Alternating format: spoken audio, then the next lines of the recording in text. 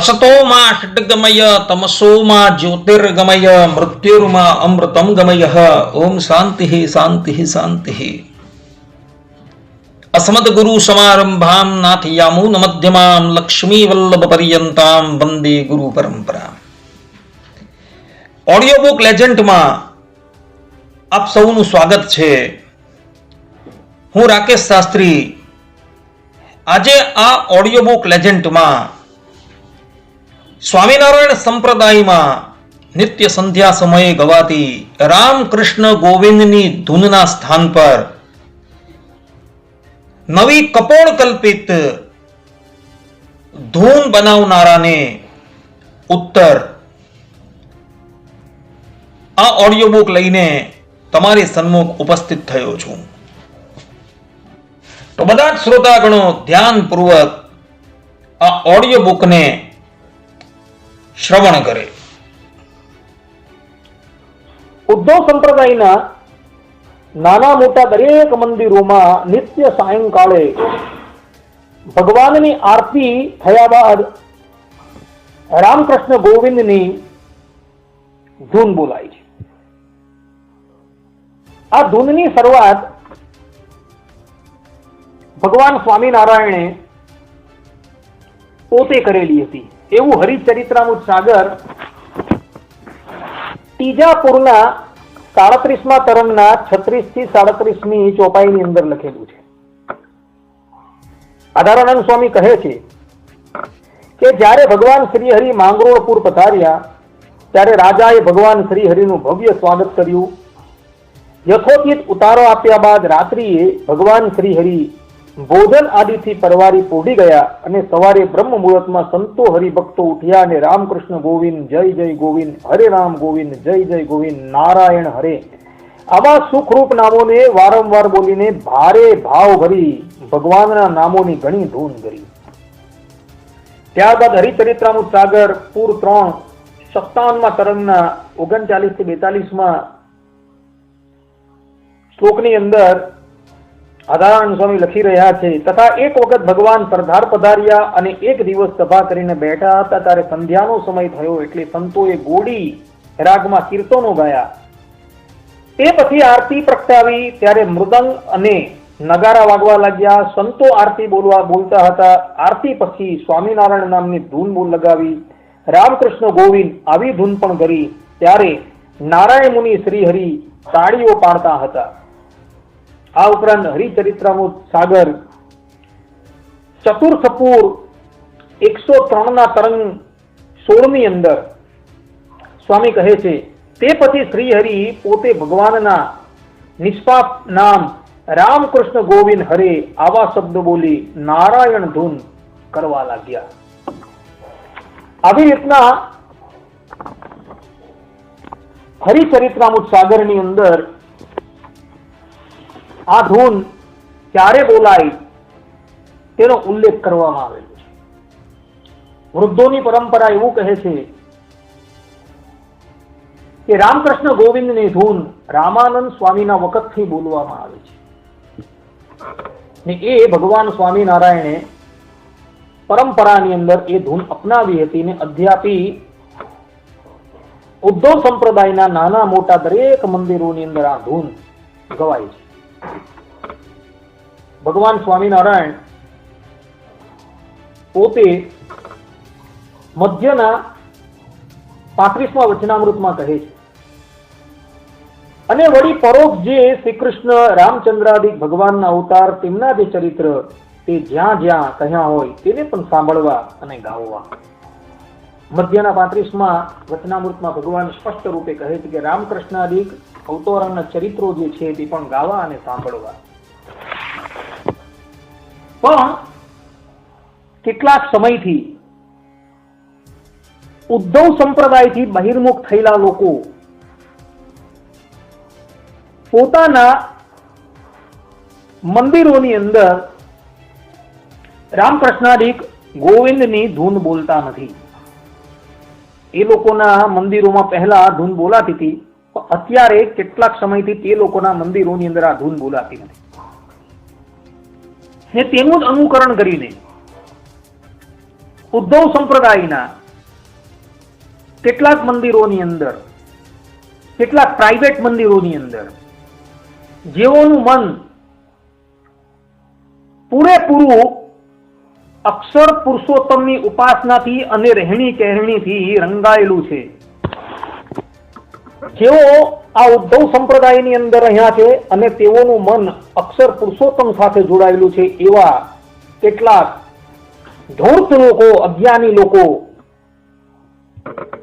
અનિત્ય લોકો આ રામકૃષ્ણાદિક નામોના પવિત્ર ઉચ્ચારણ કરવા વાળી પ્રસાદીની ધૂન પોતાના પ્રાઇવેટ મંદિરોની અંદર બોલાવતા નથી, તથા પોતાના જે અનુયાયીઓ છે તેઓને પણ તેઓ કહે છે કે ભાઈ રામકૃષ્ણાદિક ગોવિંદની ધૂન બોલવાથી આપણા પતિવ્રતાનો ધર્મ છે તે ભંગ થઈ જાય છે.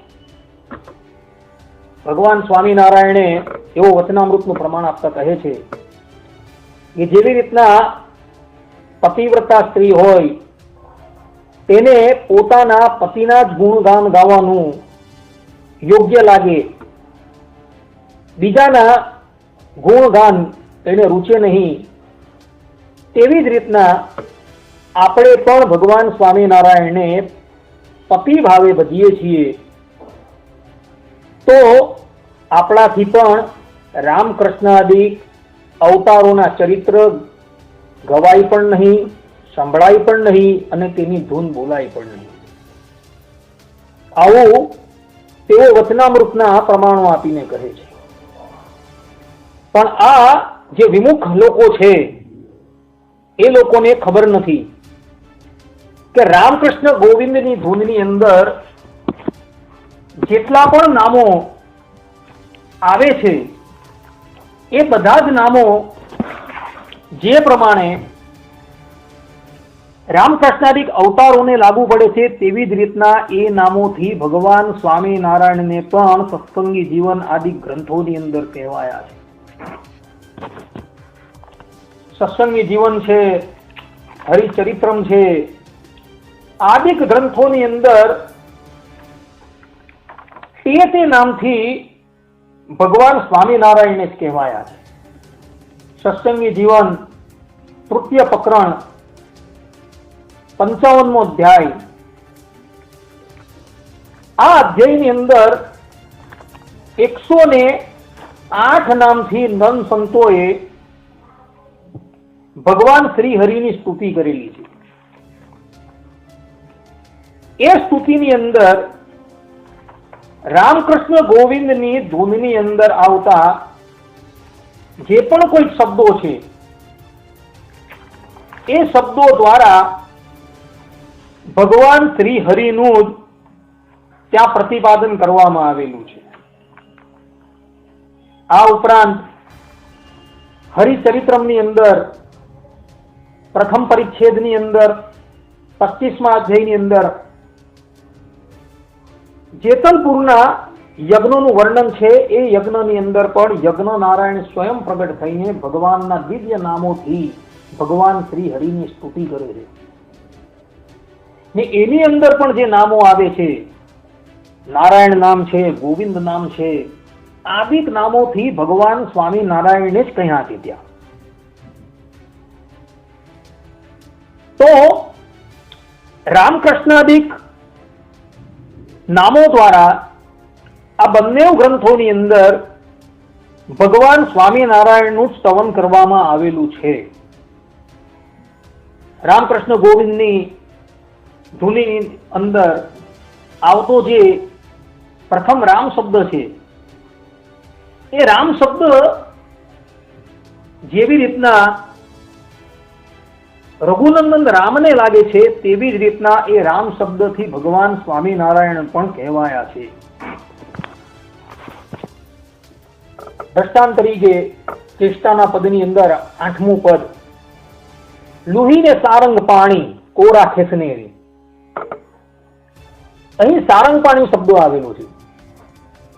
આ સારંગ પાણી એટલે જેના હાથમાં સારંગ નામનું જે ધનુષ છે તે સારંગ પાણી કહેવાય.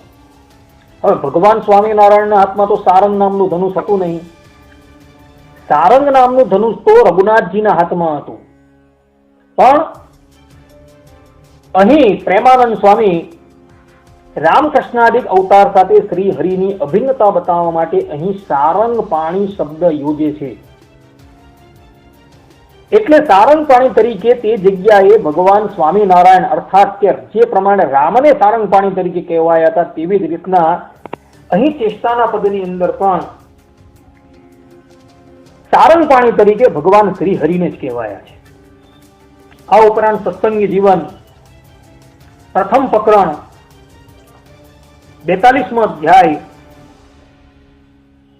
જેની અંદર 37મા શ્લોકની અંદર હનુમાનજી ભગવાન શ્રી હરિની સ્તુતિ કરતા બોલ્યા કે જાનામિ ત્વામહં સાક્ષાત ઇષ્ટદેવમ મમ પ્રભો સીતાપતિમ રામચંદ્રમ પુરે અત્ર વરદમ ચમે.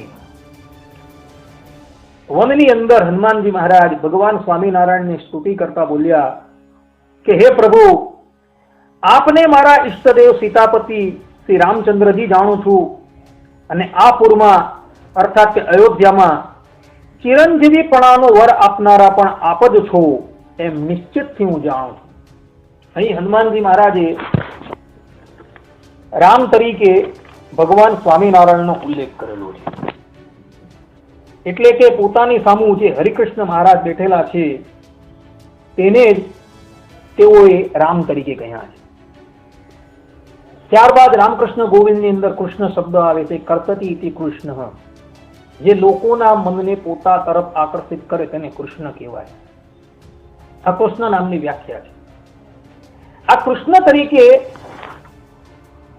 દેવકી નંદન શ્રી કૃષ્ણને કહેવાયા છે. તે જ પ્રમાણે કૃષ્ણ તરીકે ભગવાન સ્વામિનારાયણને પણ કહ્યા છે. જનમંગલ સ્તોત્રની અંદર તમે જુઓ શ્રી કૃષ્ણ શ્રી વાસુદેવ. જનમંગલ સ્તોત્રના 108 નામ છે ભગવાન સ્વામિનારાયણના છે. શ્રી કૃષ્ણ તરીકે એમણે સતાનંદ સ્વામીએ ભગવાન સ્વામિનારાયણને કહ્યા છે. આ ઉપરાંત માર્કંડેય મુનિ જ્યારે ભગવાન શ્રી હરિનું નામ પાળવા માટે અયોધ્યા પધારે છે ત્યારે પણ માર્કંડેય મુનિ ભગવાન શ્રી હરિનું એક નામ પાડે છે, શ્રી કૃષ્ણ. આનાથી એ સ્પષ્ટ થઈ જાય છે કે કૃષ્ણ તરીકે પણ ભગવાન સ્વામિનારાયણને જ રામકૃષ્ણ ગોવિંદમાં કહેવાયા છે. જેવી રીતના પરોક્ષ એવા રામકૃષ્ણાદિક અવતારોને આ શબ્દ લાગે છે તેવી જ રીતના કૃષ્ણ શબ્દથી ભગવાન શ્રી હરિને પણ ગયા છે. ત્યારબાદ ગોવિંદ શબ્દ છે. ગો એટલે ઇન્દ્રિય ને વિંદ એટલે એના નિયંતા. ઇન્દ્રિયોના જે નિયંતા હોય તેને ગોવિંદ કહેવામાં આવે છે. ને આ જ ગોવિંદ તરીકે સત્સંગી જીવનના તૃતીય પ્રકરણના 55મા અધ્યાયની અંદર સંતો ભગવાન શ્રી હરિની સ્તુતિ કરતા બોલ્યા કે ગોવિંદ નારાયણ વાસુદેવ નમો નમઃ. અર્થાત હે ગોવિંદ, હે નારાયણ, હે વાસુદેવ, આ ભગવાનને અમે વારંવાર નમસ્કાર કરીએ છીએ. અહીં પણ ગોવિંદ તરીકે ભગવાન સ્વામિનારાયણને કહ્યા છે. આ ઉપરાંત રામકૃષ્ણ ગોવિંદની ધૂનની અંદર હરે શબ્દ આવે છે. હરિ હરતિ પાપાની, જે પાપોનું હરણ કરે તેને હરિ કહેવાય એવું મહાભારતની અંદર લખેલું છે. મહાભારતની અંદર આ જે હરિની વ્યાખ્યા છે એ શ્રી કૃષ્ણ ભગવાન માટે કરાયેલી છે. આ ઉપરાંત વિષ્ણુ સહસ્ત્ર નામની અંદર પણ ગંગાપુત્ર ભીષ્મએ ભગવાન શ્રી કૃષ્ણને જ હરિ તરીકે સંબોધેલા છે.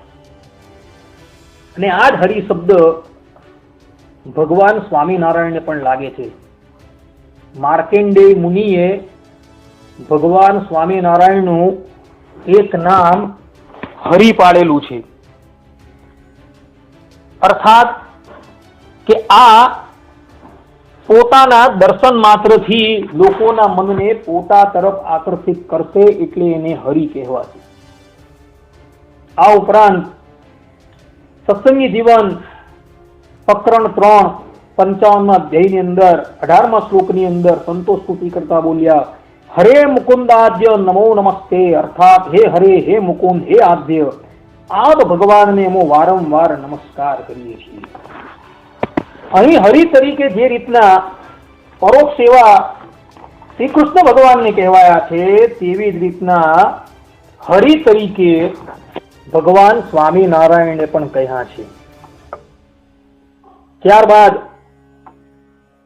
રામકૃષ્ણ ગોવિંદની ધૂનની અંદર નારાયણ શબ્દ આવે છે. આ નારાયણ શબ્દોનો અર્થ કરતા જગતગુરુ વલ્લભાચાર્યજી શ્રીમદ ભાગવતની સુબોધિનીજી ટીકાની અંદર પોતે કહી રહ્યા છે કે નારમયતે પ્રેરયાતિતિ નારાયણ, અર્થાત નાર એટલે જીવાત્મા, જીવાત્માનો સમૂહ છે તેને નાર કહેવાય, અને અયતે એટલે પ્રેરણા કરનારા. જીવ સમૂહોને પ્રેરણા કરનારા હોવાથી આપ નારાયણ કહેવાઓ છો, એવું શ્રીમદ ભાગવતની સુબોધિનીજી ટીકાના 10મ સ્કંદના 14મા અધ્યાયના 14મા શ્લોકની અંદર વલ્લભાચાર્યજી કહી રહ્યા છે. આ જ વ્યાખ્યા એટલે કે નારાયણ શબ્દની વ્યાખ્યા કરતા ઉદ્ધવ સંપ્રદાયના જ્ઞાન ધુરંધર સદગુરુ ગોપાળાનંદ સ્વામી શ્રીમદ ભાગવતની ટીકાની અંદર પોતે કહી રહ્યા છે કે અસંખ્ય કોટી મુક્ત પુરુષાણામ સમૂહો નારમ તસ્મિન અયનમ નિવાસ સ્થાનમ યસ્ય તમ અક્ષરધામાની સ્થિતેષુ મુક્ત કોટીષુ ઉપાસ્યત્વેન વસંતમ ઇત્યર્થઃ. અર્થાત કે અનંત કોટી મુક્ત પુરુષોનો સમૂહ, તેઓનું નિવાસસ્થાન જે છે તે અક્ષરધામ, એવા અક્ષરધામમાં અનંત કોટી મુક્તોમાં ઉપાસ્ય તરીકે બિરાજમાન એ નારાયણ, એ ભગવાન શ્રી હરિ. આમ નારાયણ શબ્દોનો અર્થ સદગુરુ ગોપાળાનંદ સ્વામીએ પોતાના ઈષ્ટદેવ ભગવાન સ્વામિનારાયણ પર કથાવેલું છે. આના દ્વારા એવું સિદ્ધ થઈ જાય છે કે રામકૃષ્ણ ગોવિંદની ધૂનની અંદર જે જે સ્થાનો પર નારાયણ શબ્દ આવે છે, ગોવિંદ શબ્દ આવે છે, હરિ શબ્દ આવે છે, રામ શબ્દ આવે છે, એ બધા જ શબ્દો જે પ્રમાણે પરોક્ષ સેવા રામકૃષ્ણાદિક અવતારોને કહે છે, તે જ પ્રમાણે એના એ જ શબ્દોથી ઉદ્ધવ સંપ્રદાયના વિદ્વાનોએ ભગવાન સ્વામિનારાયણની સ્તુતિ કરેલી છે.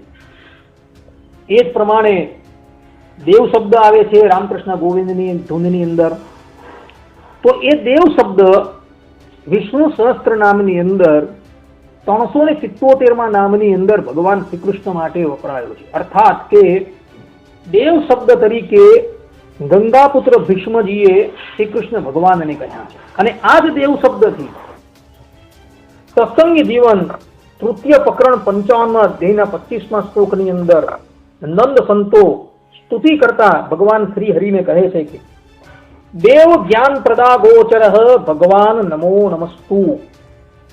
અર્થાત હે દેવ, હે જ્ઞાનપ્રદ, હે અગોચર, આપ ભગવાનને અમારા વારંવાર નમસ્કાર. અહીં દેવ શબ્દ તરીકે સંતોએ ભગવાન સ્વામિનારાયણની સ્તુતિ કરેલી છે. અર્થાત ત્યાં દેવ શબ્દ જે આવે છે એ દેવ શબ્દથી અહીં સંતો ભગવાન સ્વામિનારાયણને કહી રહ્યા છે. આના દ્વારા એવું સ્પષ્ટ થઈ જાય છે કે દેવ શબ્દથી જે પ્રમાણે પરોક્ષ સેવા વસુદેવના પુત્ર વાસુદેવ શ્રી કૃષ્ણને આ નામ લાગુ પડે છે, તેવી જ રીતના આ દેવ શબ્દથી ભગવાન સ્વામિનારાયણને પણ કહ્યા છે. તે જ પ્રમાણે રામકૃષ્ણ ગોવિંદની ધૂનની અંદર વાસુદેવ શબ્દ આવે છે. વસુદેવના પુત્ર જે છે એ વાસુદેવ, એવો આદિ જગતગુરુ શંકરાચાર્યજી વિષ્ણુ સહસ્ત્ર નામના ભાષ્યમાં આ વાસુદેવ શબ્દના નામનો અર્થ કરી રહ્યા છે. અને આ જ વાસુદેવ શબ્દથી ભગવાન સ્વામિનારાયણને પણ કહ્યા છે. જનમંગલ સ્તોત્રની અંદર શ્રી કૃષ્ણ શ્રી વાસુદેવ. આ ઉપરાંત વડતાલની અંદર ફૂલડોળના ઉત્સવ વખતે સંતો ભગવાન સ્વામિનારાયણની સ્તુતિ કરતા બોલ્યા કે વાસુદેવ શ્રી કૃષ્ણ શંકરષણ નમો નમસ્તે. અર્થાત હે વાસુદેવ, હે શ્રી કૃષ્ણ, હે શંકરષણ, આ ભગવાનને અમારા વારંવાર નમસ્કાર. અહીં પણ વાસુદેવ નામથી જે પ્રમાણે પરોક્ષ એવા દેવકી નંદન શ્રી કૃષ્ણને કહ્યા છે, તેવી જ રીતના વાસુદેવ શબ્દથી ભગવાન સ્વામિનારાયણને પણ કહેવાયા છે. આના દ્વારા એવું સિદ્ધ થઈ જાય છે કે જે પ્રમાણે વાસુદેવ શબ્દથી દેવકી નંદન શ્રી કૃષ્ણનો વ્યપદેશ થયો છે, તેવી જ રીતના વાસુદેવ શબ્દથી ભગવાન સ્વામિનારાયણને પણ કહેવાયા છે, એવું સિદ્ધ થઈ જાય છે. આ ઉપરાંત આ ધૂનની અંદર રાધે શબ્દ આવે છે.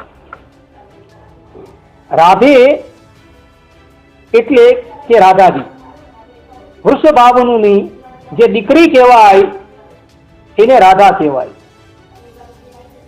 આ રાધાજીના પતિ દેવકી નંદન શ્રી કૃષ્ણ ભગવાન કહેવાયા છે. શાસ્ત્રોની અંદર, ગર્ગ સંહિતાની અંદર તમે જુઓ, બ્રહ્મ વૈવર્ત પુરાણની અંદર જુઓ તો ત્યાં રાધાજી અને શ્રી કૃષ્ણ ભગવાનના લગ્ન બ્રહ્માજીએ પોતે કરાવેલા છે.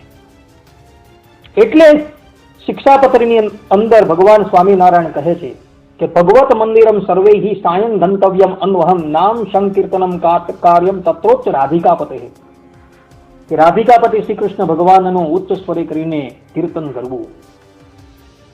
એટલે જે પ્રમાણે રાધાજી ભગવાન શ્રી કૃષ્ણની પત્ની છે, તેવી જ રીતના રાધાજી પોતે સ્વામિનારાયણ ભગવાનના પણ પત્ની છે.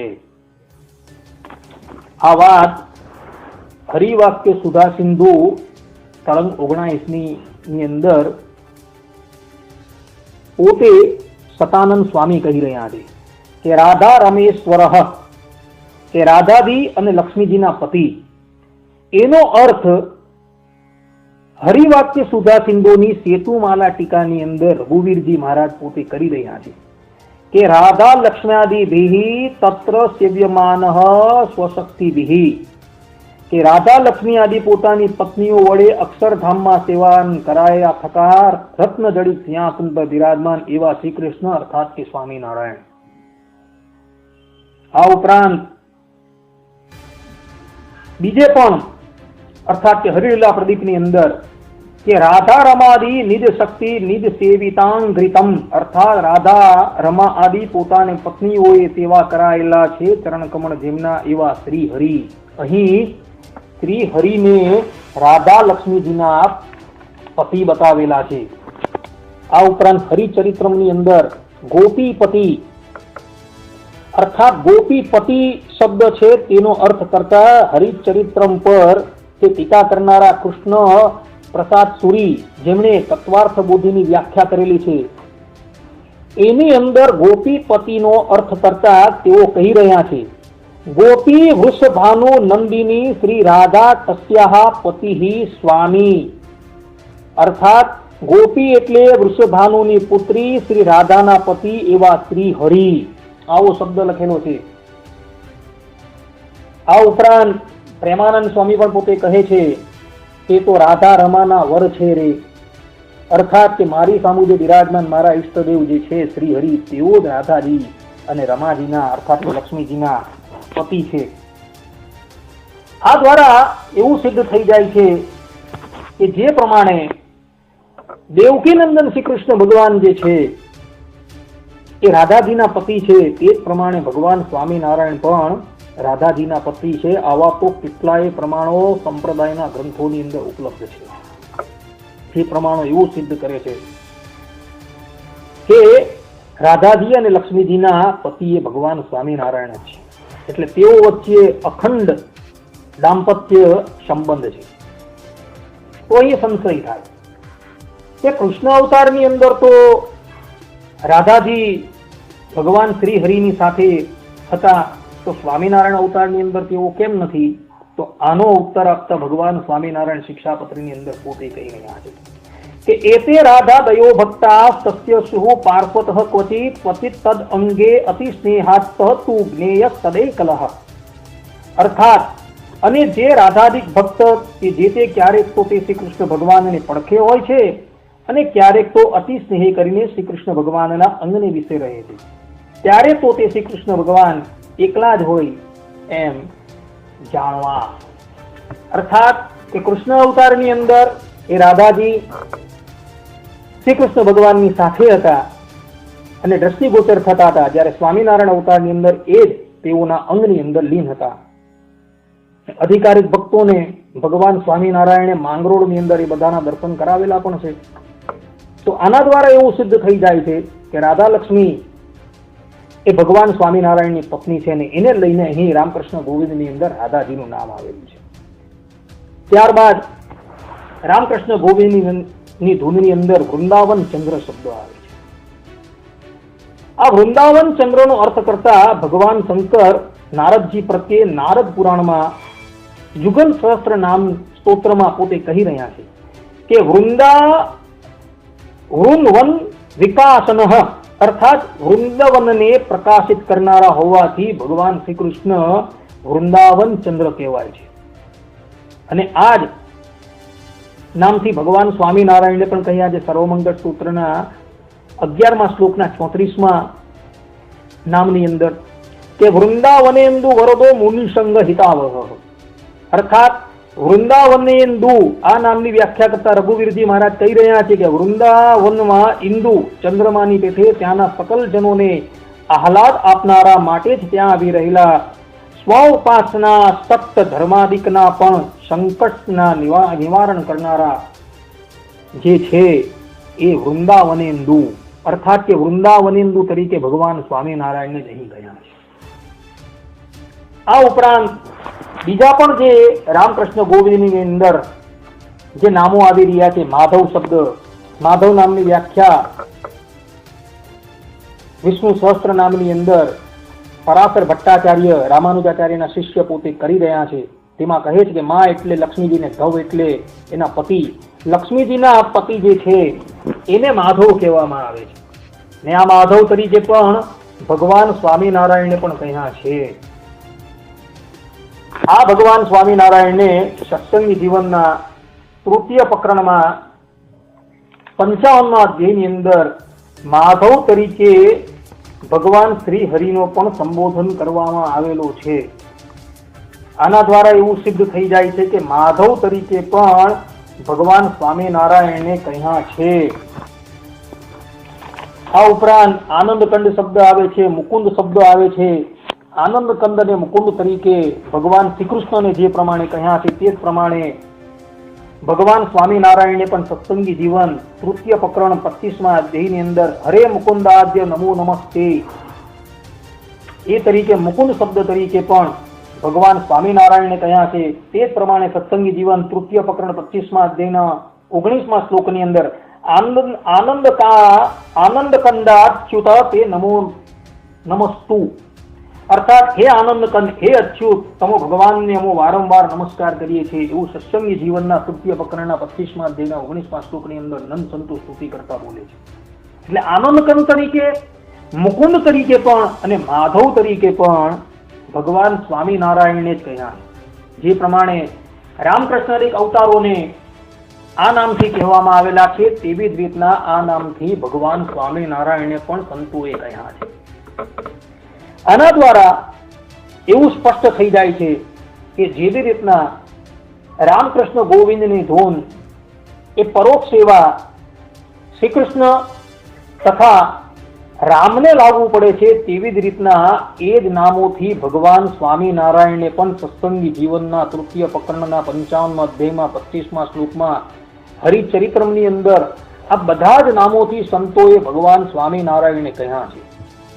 માટે રામકૃષ્ણ ગોવિંદની જ્યારે ધૂન બોલીએ ત્યારે એવો વિચાર કરવો કે ભગવાન સ્વામિનારાયણે મધ્યના 35મા વચનામૃતમાં જે પ્રમાણે કહ્યું છે કે પરોક્ષ એવા રામકૃષ્ણાદિક અવતારોના ચરિત્ર સાંભળવા અને ગાવવા, તે પ્રમાણે આપણે પણ ભગવાનની આજ્ઞાને પાલન કરીને એ રામકૃષ્ણ ગોવિંદની ધૂન બોલવી.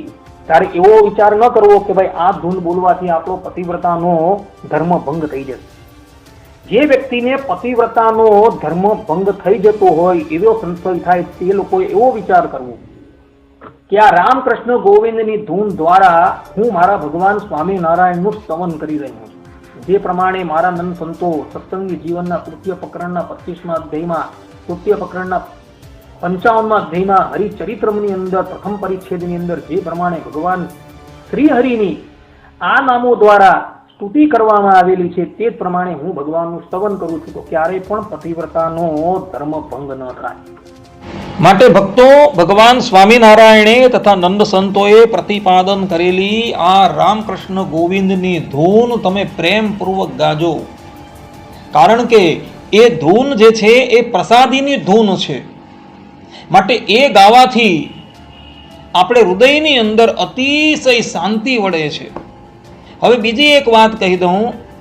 અત્યારે સ્વામિનારાયણ સંપ્રદાયમાં રહેલા અને જેનું મન સ્વામિનારાયણ સંપ્રદાયથી બહિર્મુખ થયેલા લોકોની સાથે જોડાયેલું છે, એવા એક ઇન્ટરનેશનલ વક્તા જેઓએ રામકૃષ્ણ ગોવિંદના સ્થાન પર એક નવી ધૂન વિકસાવેલી છે. જે ધૂન તમને અત્યારે તમારી સ્ક્રીનની ઉપર દેખાય છે. જે ધૂનના શબ્દો છે, સર્વોપરી છો વહાલા સ્વામિનારાયણ, અવતારી છો વહાલા સ્વામિનારાયણ, રાજાધિરાજ વહાલા સ્વામિનારાયણ, ગરીબ નિવાજ વહાલા સ્વામિનારાયણ, મંદ મન હસે વહાલા સ્વામિનારાયણ, જન મન હરે વહાલા સ્વામિનારાયણ, કરુણા ધામ વહાલા સ્વામિનારાયણ, પૂર્ણ કામ વહાલા સ્વામિનારાયણ, જગત કારણ વહાલા સ્વામિનારાયણ, ભવતારણ વહાલા સ્વામિનારાયણ, સ્વામિનારાયણ વહાલા સ્વામિનારાયણ, સ્વામિનારાયણ વહાલા સ્વામિનારાયણ. આ ધૂન જે છે એ એઓએ વિકસાવેલી છે ને અત્યારે રામકૃષ્ણ ગોવિંદની ધૂનના સ્થાન પર એઓ આ ધૂન ગવડાવે છે. હવે આ ધૂન એમણે જાતે બનાવેલી છે. એમને ભગવાન સ્વામિનારાયણે તથા નંદ સંતોએ પ્રતિપાદન કરેલી ધૂન જે છે એ યોગ્ય લાગતી નથી અને એને લઈને એઓએ આપદાપણ કરીને આ નવી ધૂન બનાવેલી છે. નંદ સંતો દ્વારા તથા ભગવાન સ્વામિનારાયણ દ્વારા જે ધૂન ગવાતી હતી એમાં રામ છે, કૃષ્ણ છે, એનું પ્રતિપાદન કરવામાં આવેલું છે. જ્યારે આ વ્યક્તિનું મન જે છે એ સંપ્રદાયથી બહિર્મુખ થઈ ગયેલા લોકોની સાથે જોડાયેલું છે અને સંપ્રદાયથી બહિર્મુખ થઈ ગયેલા લોકો જે પ્રમાણે રામ છે, કૃષ્ણ છે ઇત્યાદિ અવતારોને માનતા નથી અને જગતમાં સર્વોપરી ઉપાસનાનો દોડ કરી એનો ઢંઢેરો પીટાવે છે, તે જ પ્રમાણે આ વ્યક્તિ પણ એ લોકોની સાથે જોડાઈ રામકૃષ્ણાદિક અવતારોનું નિકંદર કાઢવાને અર્થે તૈયાર થયા છે અને એટલે માટે એણે આ નવી ધૂન વિકસાવેલી છે. અમે એને પ્રશ્ન કરીએ છીએ કે શું તમે ભગવાન સ્વામિનારાયણ તથા નંદ સંતો કરતા મોટા છો? તમને આવું કરવાનું કોણે કહ્યું? ભગવાન સ્વામિનારાયણ એ સાક્ષાત પરમબ્રહ્મ પરમાત્મા છે અને આપણા નંદ સંતો બદ્રિકા આશ્રમમાં દુર્વાસાના શાપથી ધરાતલ પર પ્રગટ થયેલા ઋષિ મુનિઓ છે. એ લોકો જેટલું ભગવાનના તત્વને જાણે છે એટલું કોઈ જાણતું નથી અને એ લોકોએ જે ધૂનનું પ્રતિપાદન કરેલું છે એ જ ધૂન ગાવા યોગ્ય છે. આજે આપણા સંપ્રદાયને પ્રગટ થયાને લગભગ 250 વર્ષ ઉપરાંત વર્ષ થઈ ગયા છે, પરંતુ કોઈ વ્યક્તિએ આ પ્રસાદીની ધૂન કાઢવાની ગુસ્તાખી કરી નથી. પરંતુ આ વ્યક્તિએ રામકૃષ્ણ ગોવિંદની ધૂન કાઢીને પોતાની મનમુખી બનાવેલી ધૂન જે છે એ વિકસાવેલી છે. હું શ્રોતાઓને નમ્ર અપીલ કરું છું કે તમે લોકો બધા રામકૃષ્ણ ગોવિંદની જ ધૂન ગાજો, કારણ કે એ ધૂન જે છે એ આપણા ઈષ્ટદેવ તથા આપણા નંદ સંતોની પ્રસાદીની ધૂન છે. જ્યારે આ વ્યક્તિએ જે ધૂન બનાવેલી છે એ એની પોતાની મનમુખી છે. માટે આ ધૂન તમે ગાવાનો ક્યારેય પણ પ્રયાસ કરશો નહીં. આની અંદર એવો એ કંઈ કીધેલું જ નથી. પોતે સંપ્રદાયથી બહિર્મુખ થયેલા લોકોની સાથે સાંઠગાંઠ રાખે છે અને એનું મન પણ એની સાથે જોડાયેલું છે. અને એટલે માટે જેમ પેલા લોકો રામકૃષ્ણાદિક અવતારોની અવગણના કરે છે, તે જ પ્રમાણે આ વ્યક્તિ પણ રામકૃષ્ણાદિક અવતારોની અવગણના કરીને અવૈદિકી તથા સંપ્રદાયથી સંપૂર્ણપણે વિપરીત એવી સર્વોપરી ઉપાસના પ્રવર્તાવવાને અર્થે આરૂઢ થયા છે. અને એટલે માટે એણે રામકૃષ્ણાદિક અવતારોનું જેમાં પ્રતિપાદન થયું છે એવી રામકૃષ્ણ ગોવિંદની ધૂનને બદલી નાખી છે અને એના સ્થાન પર આ મનમુખી કપોળ કલ્પિત ધૂનનો આરંભ કરેલો છે. માટે આવી ધૂન જે છે એ તમે ક્યારેય પણ ગાતા નહીં. બીજી એક વાત કહી દઉં, તમારી સ્ક્રીનની ઉપર એક આરતી તમને દેખાય છે. એ આરતી પણ આ સાધુ બંધુએ નવી બનાવેલી છે. આપણા સંપ્રદાયમાં આપણા નંદ સંતોએ પ્રાકૃત ભાષામાં 63 આરતીઓ બનાવેલી છે અને સંસ્કૃતની અંદર 4 આરતીઓ છે. જે 4 આરતીઓ આપણે સત્સંગી જીવનની અંદર જોવા મળે છે. તો આ 63 આરતી અને બીજી 4 આરતી 67 આરતી થઈ છે. હવે એ આરતી માંથી મોટે ભાગની આરતીઓ જે છે એ અત્યારે ગવાતી નથી. અત્યારે આપણા સંપ્રદાયમાં એક જ આરતી ગવાય છે, જય સદગુરુ સ્વામી પ્રભુ, જય સદગુરુ સ્વામી. એ આરતી પણ પરિપૂર્ણ રીતે તો ગવાતી જ નથી, કારણ કે એ આરતીના 3 પદ છે, પરંતુ છેલ્લું અંતિમ પદ જ ગવાય છે. અને એ આરતી પણ મુક્તાનંદ સ્વામીની પ્રસાદીની છે અને એ આરતી એમના હૃદયમાંથી બહાર નીકળેલી છે. તો એ આરતીને મૂકીને આ સાધુ બંધુએ આ નવી આરતી બનાવેલી છે. પરંતુ એ નવી આરતી બનાવવામાં પણ એણે સૌથી મોટી ભૂલ કરેલી છે. એ ભૂલ તમને હું બતાવું છું. માટે ભક્તો, ભગવાન સ્વામિનારાયણે તથા નંદ સંતોએ પ્રતિપાદન કરેલી આ રામકૃષ્ણ ગોવિંદની ધૂન તમે પ્રેમપૂર્વક ગાજો. કારણ કે એ ધૂન જે છે એ પ્રસાદીની ધૂન છે. માટે એ ગાવાથી આપણે હૃદયની અંદર અતિશય શાંતિ વળે છે. હવે બીજી એક વાત કહી દઉં, અત્યારે સ્વામિનારાયણ સંપ્રદાયમાં રહેલા અને જેનું મન સ્વામિનારાયણ સંપ્રદાયથી બહિર્મુખ થયેલા લોકોની સાથે જોડાયેલું છે, એવા એક ઇન્ટરનેશનલ વક્તા જેઓએ રામકૃષ્ણ ગોવિંદના સ્થાન પર એક નવી ધૂન વિકસાવેલી છે. જે ધૂન તમને અત્યારે તમારી સ્ક્રીનની ઉપર દેખાય છે. જે ધૂનના શબ્દો છે, સર્વોપરી છો વહાલા સ્વામિનારાયણ, અવતારી છો વહાલા સ્વામિનારાયણ, રાજાધિરાજ વહાલા સ્વામિનારાયણ, ગરીબ નિવાજ વહાલા સ્વામિનારાયણ, મંદ મન હસે વહાલા સ્વામિનારાયણ, જન મન હરે વહાલા સ્વામિનારાયણ, કરુણા ધામ વહાલા સ્વામિનારાયણ, પૂર્ણ કામ વહાલા સ્વામિનારાયણ, જગત કારણ વહાલા સ્વામિનારાયણ, ભવતારણ વહાલા સ્વામિનારાયણ, સ્વામિનારાયણ વહાલા સ્વામિનારાયણ, સ્વામિનારાયણ વહાલા સ્વામિનારાયણ. આ ધૂન જે છે એ એઓએ વિકસાવેલી છે ને અત્યારે રામકૃષ્ણ ગોવિંદની ધૂનના સ્થાન પર એઓ આ ધૂન ગવડાવે છે. હવે આ ધૂન એમણે જાતે બનાવેલી છે. એમને ભગવાન સ્વામિનારાયણે તથા નંદ સંતોએ પ્રતિપાદન કરેલી ધૂન જે છે એ યોગ્ય લાગતી નથી અને એને લઈને એઓએ આપદાપણ કરીને આ નવી ધૂન બનાવેલી છે. નંદ સંતો દ્વારા તથા ભગવાન સ્વામિનારાયણ દ્વારા જે ધૂન ગવાતી હતી એમાં રામ છે, કૃષ્ણ છે એનું પ્રતિપાદન કરવામાં આવેલું છે. જ્યારે આ વ્યક્તિનું મન જે છે એ સંપ્રદાયથી બહિર્મુખ થઈ ગયેલા લોકોની સાથે જોડાયેલું છે અને સંપ્રદાયથી બહિર્મુખ થઈ ગયેલા લોકો જે પ્રમાણે રામ છે, કૃષ્ણ છે ઇત્યાદિ અવતારોને માનતા નથી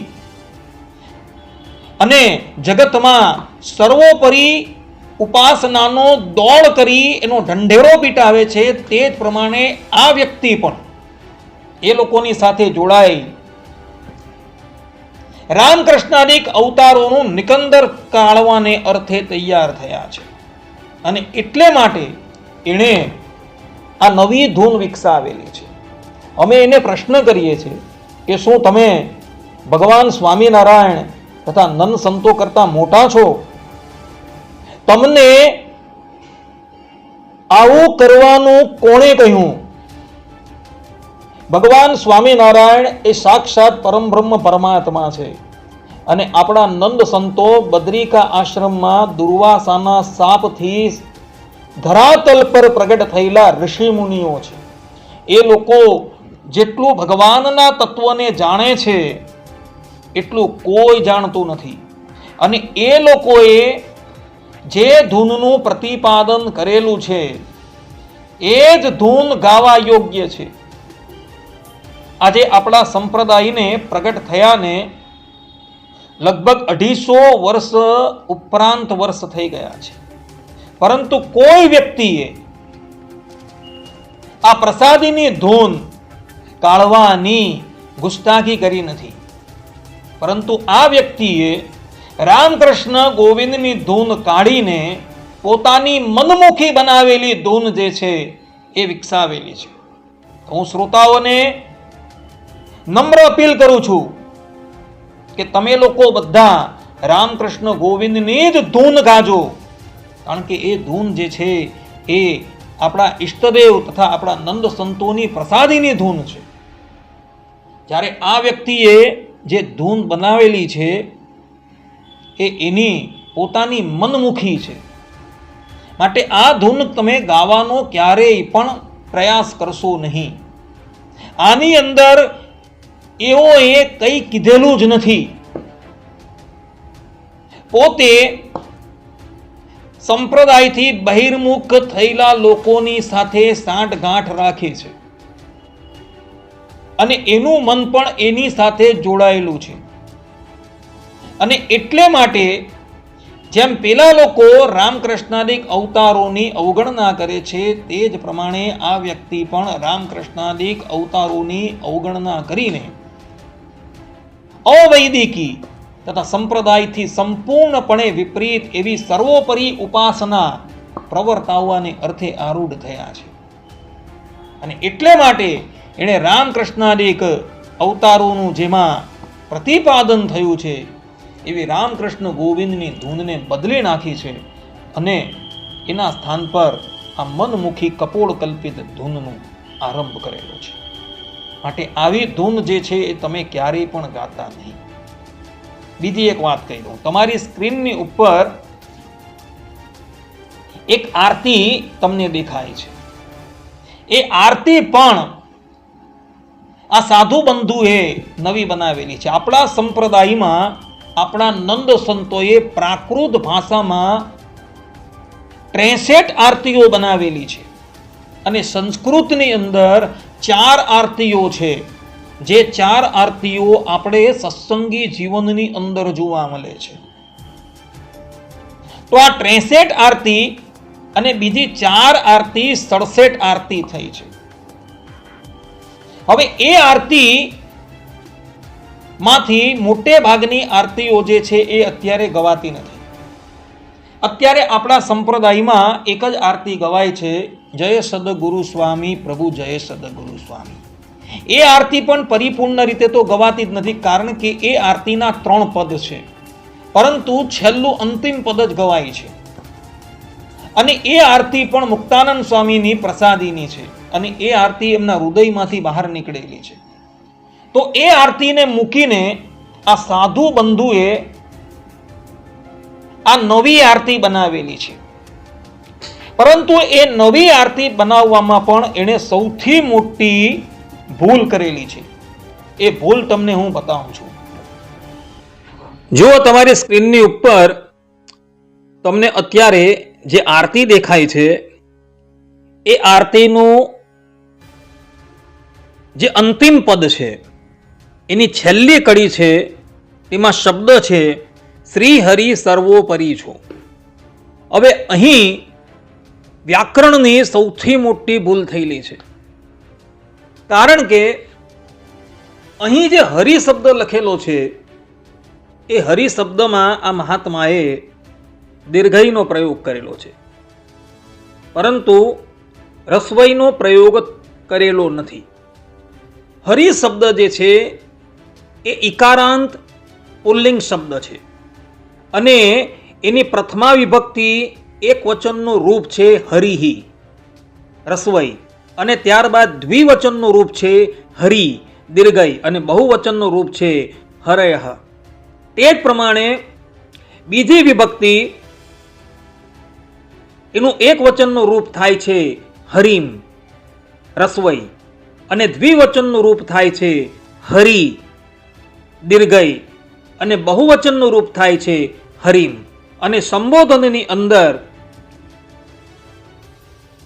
એક વચનનું રૂપ થાય છે હરે, દ્વિવચનનું રૂપ થાય છે હરિ દીર્ઘઈ, અને બહુવચનનું રૂપ થાય છે હરયઃ.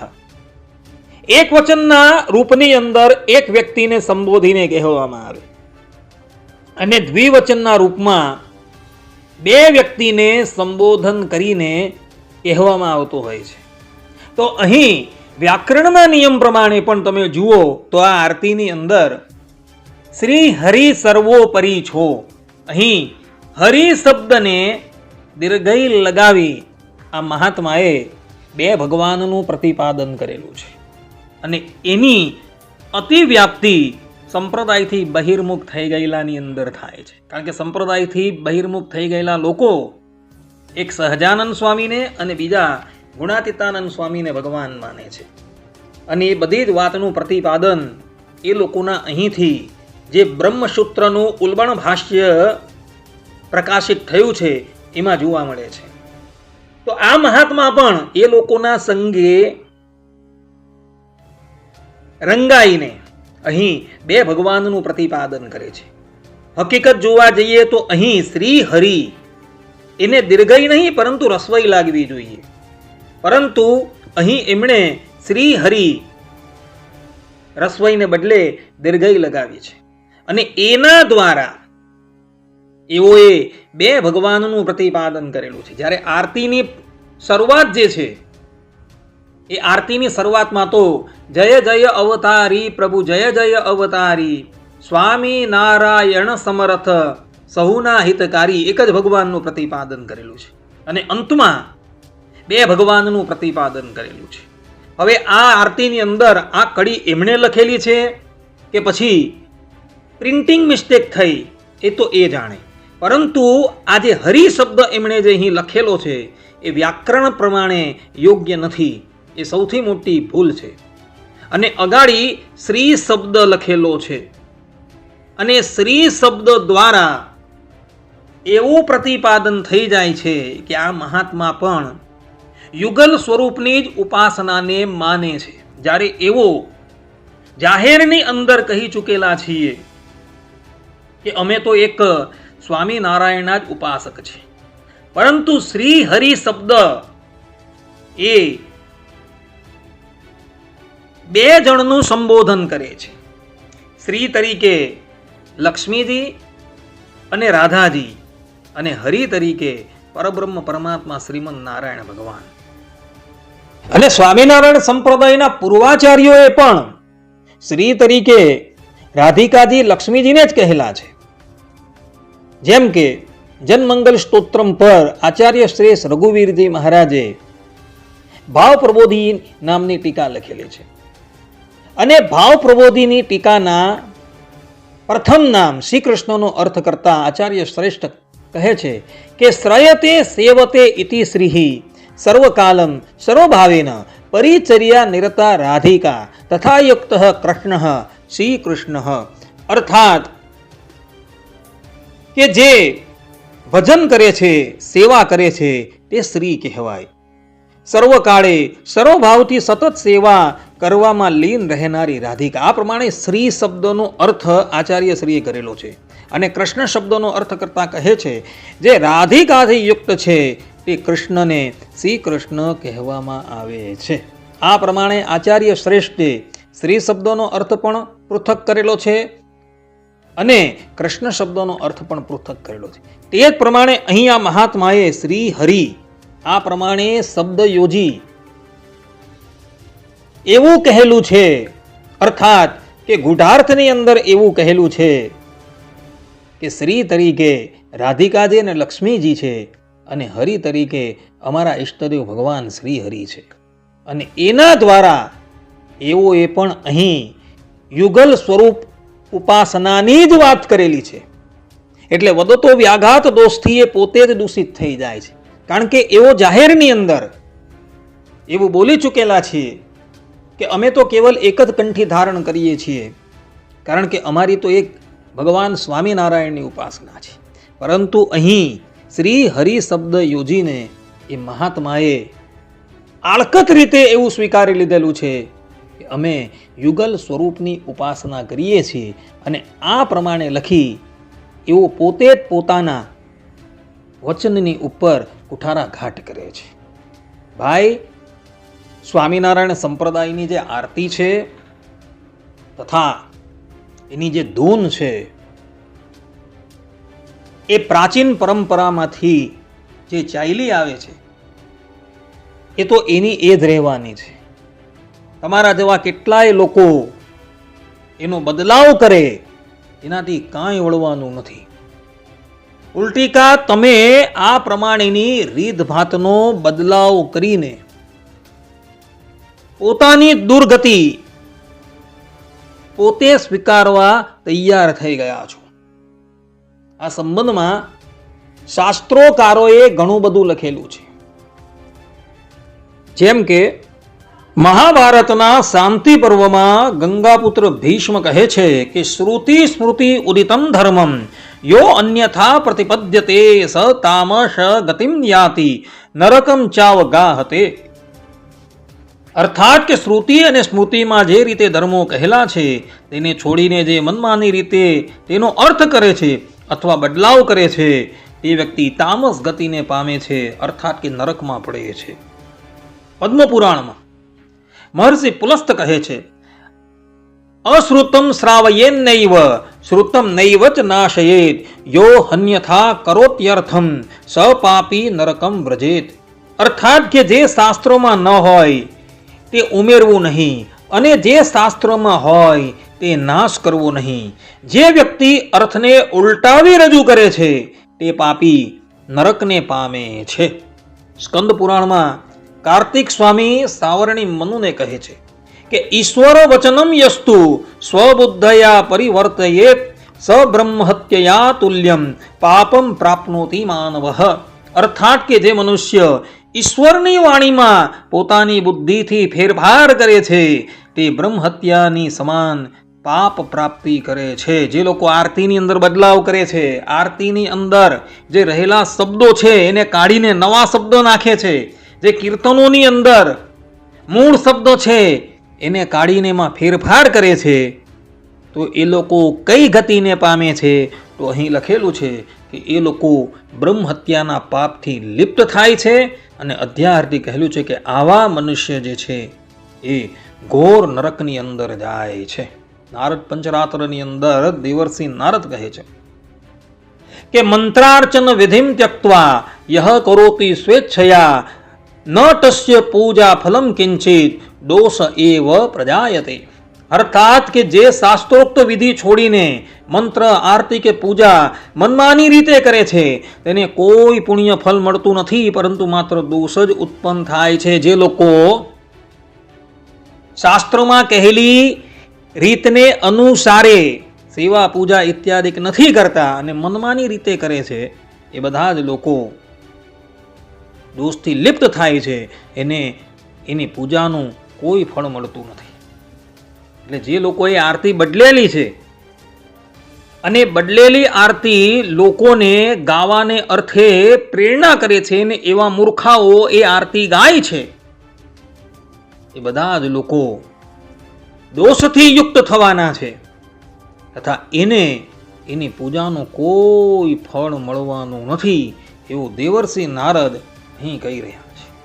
બ્રહ્માંડ પુરાણમાં ભગવાન વેદવ્યાસજી લખે છે કે શાસ્ત્ર ભ્રંશ કરો યસ્તુ લોકાન મોહયતે નરહ સ યાતિ ઘોર નરકમ યાવદ આભૂત સંપ્લવમ.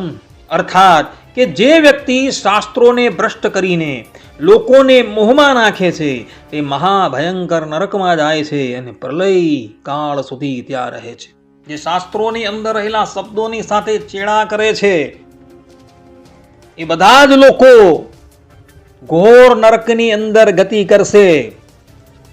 એ ચાહે ગમે એટલો મોટો કેમ ન હોય, પરંતુ ભગવાનના ન્યાયની સન્મુખ કોઈ મોટું નાનું નથી.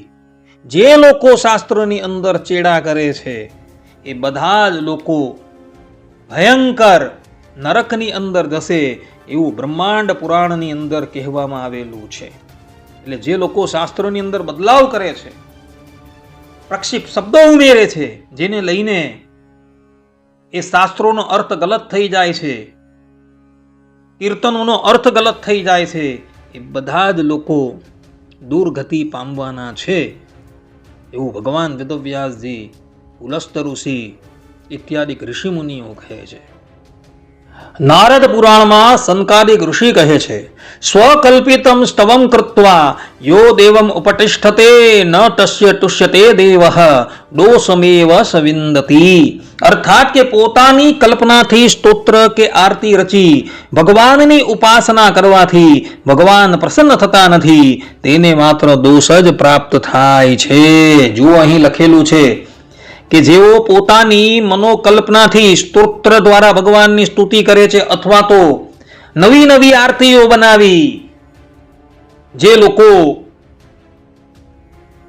ભગવાનની આરતી ઉતારે છે, ભગવાનની ઉપાસના કરે છે, તો ભગવાનની ઉપાસના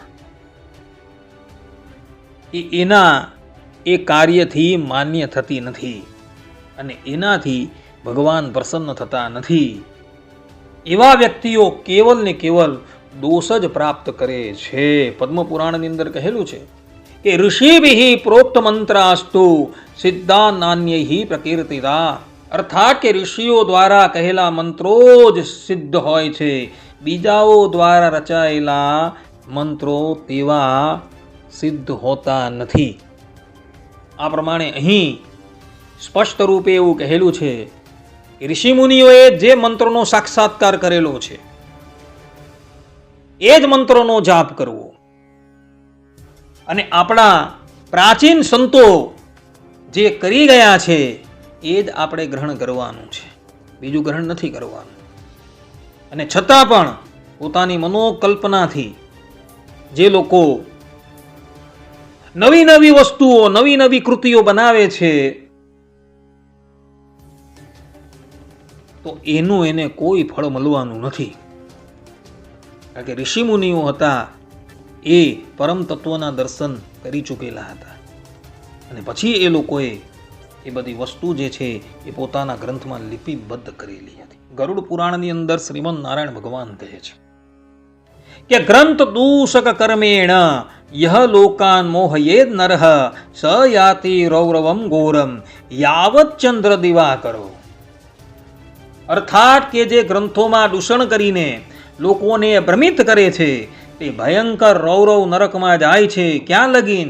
તો સૂર્ય ચંદ્ર રહે ત્યાં સુધી. જે લોકો ગ્રંથોને દૂષિત કરે છે, કીર્તનોને દૂષિત કરે છે, નવી નવી આરતીઓ બનાવે છે, જે આરતીઓની અંદર નથી શબ્દના ઠેકાણા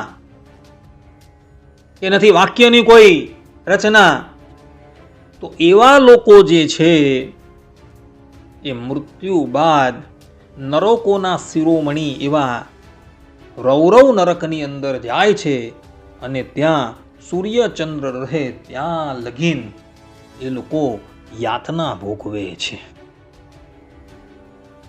એટલે જે લોકો ગ્રંથોને દૂષિત કરે છે એ લોકોએ આ વચનો જે છે એ આત્મસાત કરવા યોગ્ય છે. કારણ કે અહીં સ્પષ્ટ રૂપે લખેલું છે કે જે લોકો ગ્રંથોને દૂષિત કરે છે એ ભયંકર દુર્ગતિને પ્રાપ્ત થાય છે.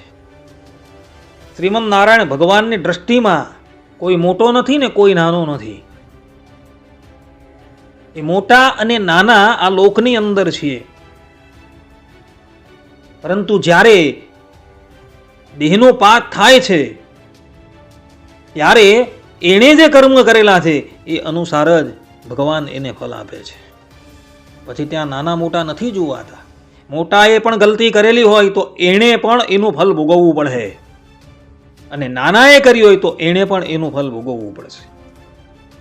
એટલે ગ્રંથોની અંદર જે ચેડા કરે છે એ લોકોએ આ વ્યાસજીના વચનો જે છે, દેવર્ષિ નારદના વચન છે એ આત્મસાત કરવા યોગ્ય છે.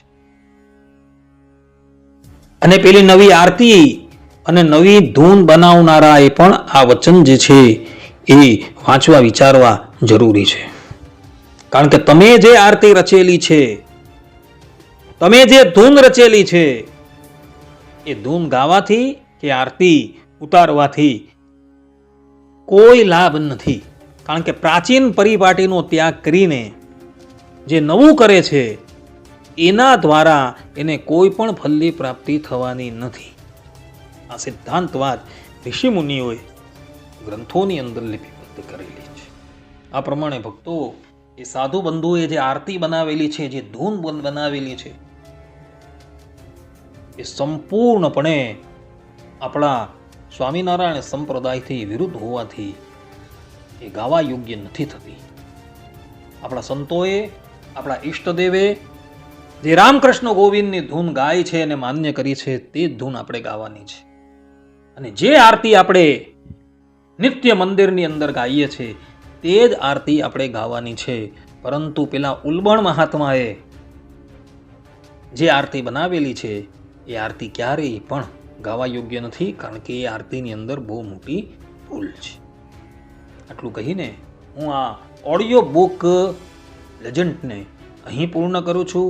વધારે કહેવાઈ ગયું હોય તો ક્ષમા કરજો. સર્વે સંતુ નિરામયઃ, સર્વે સુખીનો ભવંતુ, સર્વભદ્રાણિ પશ્યન્તુ, મા કશ્ચિદ દુઃખ ભાગ ભવેત અસ્તુ. જય સ્વામિનારાયણ, જય શ્રીમદ નારાયણ, જય શ્રી કૃષ્ણ, જય શ્રી રામ.